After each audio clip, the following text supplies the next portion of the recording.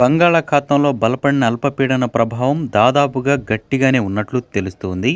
తమిళనాడు రాష్ట్ర వ్యాప్తంగా భారీ నుంచి అతి భారీ వర్షాలైతే కురుస్తున్నాయి. ఇప్పటికే రైల్వే స్టేషన్లు, ఎయిర్పోర్ట్లు, రోడ్లు అన్నీ కూడా వరదల బీభత్సంతో అన్నీ కూడా జలమలమయ్యాయి. దీంతోపాటు స్కూళ్ళు, కాలేజీలన్నిటికీ కూడా విద్యాసంస్థలకు సెలవులైతే ప్రకటించింది అక్కడ ప్రభుత్వం. ఇక రాబోయే 2-3 రోజుల పాటు ఈ వరద ప్రభావం అనేది మరియు భారీ వర్షాల ప్రభావం అనేది మరికొద్ది రోజుల పాటు కొనసాగే అవకాశం ఉన్నట్లు భారత వాతావరణ కేంద్రం వెల్లడించింది.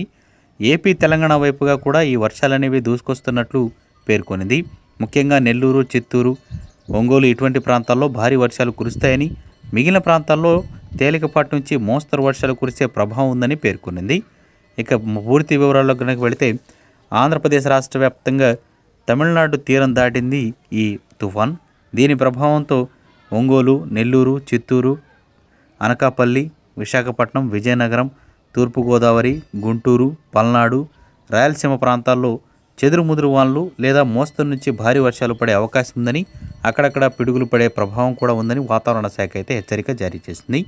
ఇక తెలంగాణ రాష్ట్ర వ్యాప్తంగా చూస్తే తెలంగాణ రాష్ట్ర వ్యాప్తంగా పెద్దగా వర్షాలు లేనప్పటికీ సముద్రం నుంచి వీచే గాలులు అనేవి తేమగాలులు దాదాపు గంటకు 40 నుంచి 70 కిలోమీటర్ల వేగంతో 2 తెలుగు రాష్ట్రాల వైపుగా వీస్తున్నాయి.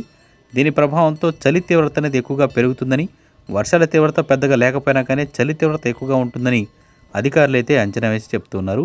ఇప్పటికే చాలా ప్రాంతాల్లో -8 డిగ్రీల వరకు ఉష్ణోగ్రతలు అనేవి వస్తున్నాయని, అందరూ కూడా జాగ్రత్తగా ఉండాలని, ఇప్పుడు దాదాపుగా ఈ ప్రభావంతో మనకి వైరల్ ఇన్ఫెక్షన్ అనేది ఎక్కువగా వస్తుందని పేర్కొన్నారు.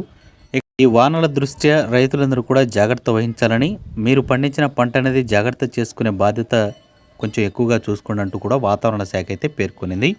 ఇక రాష్ట్రాల వారీగా ఈ నష్టం అనేది వాటిల్లే అవకాశం ఉంది కాబట్టి, ఇప్పటికే తమిళనాడులో బీభత్సమైన వర్షం కురిసింది కాబట్టి మిగతా ప్రాంతాల్లో కూడా కొంచెం అలర్ట్గా ఉండండి కూడా వాతావరణ శాఖ